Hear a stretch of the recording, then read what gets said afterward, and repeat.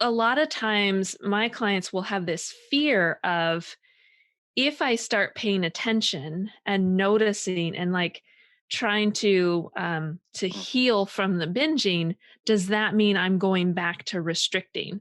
And if by mm, writing down what I'm eating, because for many of them, they were doing all kinds of crazy food journals and yes, the yes. calorie tracking crap. Uh-huh, And uh-huh. so while they're uncomfortable in this fuck it eating kind of binging stage, there's a lot of fear around doing something like a food journal because it has such a negative Does. connotation from them, Uh, tying back to their restricting. So mm, even though you and I would say, like, we could see the bigger picture and say, mm, nah, you're not going to go back to that place. I mean, mm, as we have a sense of them from our clinical experience, but for them to trust, you're not likely to go back there. You have way other tools and skills that will keep you from going back to that restriction. yeah.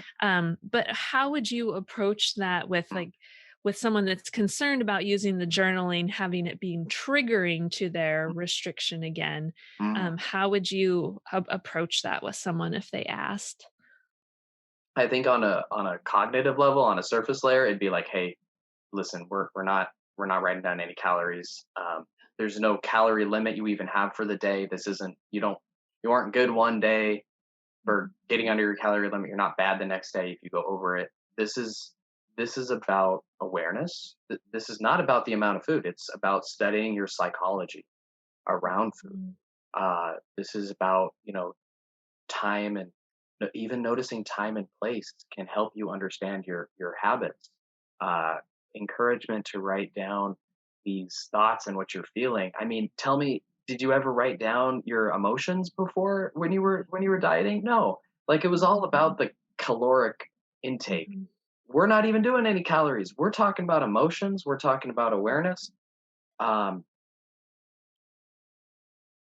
and so that's kind of the first thing I would say. But Mhm. I do feel that even saying that, um, there probably will still be anxiety, around starting a food journal practice, Mhm. um, around any sort of food thing and writing. I think this anxiety, um, you know, whether it's oftentimes people are afraid of giving up binge eating. Mhm. There's anxiety no matter what happens when you start to seriously turn the mirror back at yourself and look at your food habits, what that means, um, what it means to you, what you're binging, what this actually means to you. Um, the anxiety is to be expected, right? Like Mhm. being anxious doesn't mean you shouldn't not do something. There's going to be some anxiety. Mhm. Um, it is sort of anxious, anxiety provoking, and this comes up too when people begin to journal. There's a lot of anxiety around their food journaling.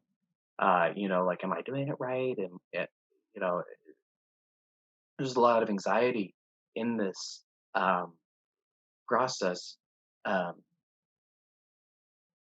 so that's to be expected, and I'm still asking you to do it. um, Right. and There is really good science too that says no matter what you're working on, if you're working on your relationship with food, or you're working on moving a business forward, or your personal relationships, like when you get those thoughts mm, out of your head mm, and down, like mm, where you can visually see them in front of you, mm, things shift. mm, And there's science behind that that supports that. And you were mentioning earlier, the other benefit of doing a journal like that is to see these patterns, seeing these patterns of, I'm thinking of one client now in particular where she doesn't take the time to nourish herself all day because she's nourishing everybody else around her. mm, And so then she comes home at the end of a long, crazy, busy day, and it's open the refrigerator and open cupboards, and she's frustrated with binging and having not feeling well, not sleeping well because she's too full and all of this. And so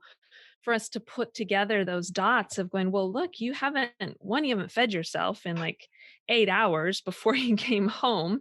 And what you did feed yourself was a couple of bars and a milk or something like that, but not something that there's nothing wrong with those foods, but you may not find them nourishing day after day after day after day. Like taking the time to 10 minutes to sit your butt down and have something that is more satisfying, it changes your whole relationship with caring for yourself. Mm, And then that can trickle out into what happens in the evening time with you and food. So she was able to, yeah, to see that all play out in her life when she, mhm, you do those journaling activities and the reflection activities. And then they can see, oh, yeah, the dots kind of follow like this, mm, and they're not a failure for how mhm. those dots play out, because sometimes it's just based on physiology too. Like, well, yeah, you're eating way more in the evening time because you're freaking hungry, Yeah.